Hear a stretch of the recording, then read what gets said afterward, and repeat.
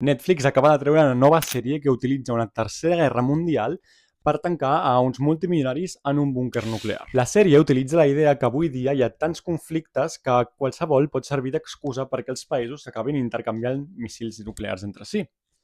Però com et quedaria si et dic que aquest conflicte pot ser més real del que es pinta a la sèrie? El detonant de la guerra a la sèrie sembla ser una disputa entre la Unió Europea i Rússia.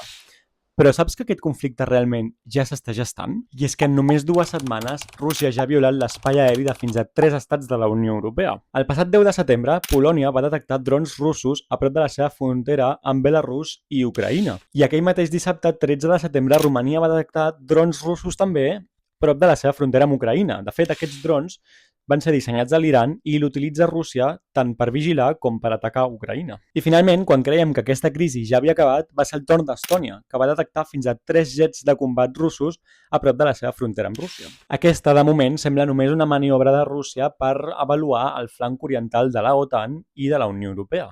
Però recordem que ja fa anys diversos serveis d'intel·ligència europeus avisen que Putin té plans d'atacar la Unió Europea en un període d'uns 5 anys. Davant d'aquesta crisi, tant la Unió com els diversos membres ja han consultat a l'OTAN i de moment tant Suècia com Finlàndia, com Itàlia com altres membres han desplegat jets per ajudar a prevenir atacs futurs en aquest flanc oriental de l'OTAN. Ara per ara, una tercera guerra mundial està molt lluny.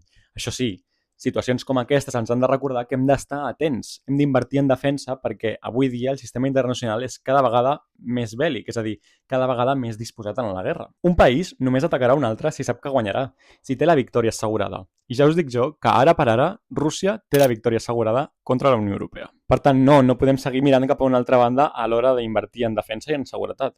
Això no vol dir, però, que haguem de gastar diners a lo tonto, per així dir-ho. La millor manera d'invertir aquests diners és invertir-los conjuntament, és invertir-los de manera més eficaç, així faran falta menys diners. La inversió en defensa no serveix per anar a la guerra, sinó per aturar-la, per dissuadir-la, per fer que els altres no vulguin entrar en guerra amb nosaltres.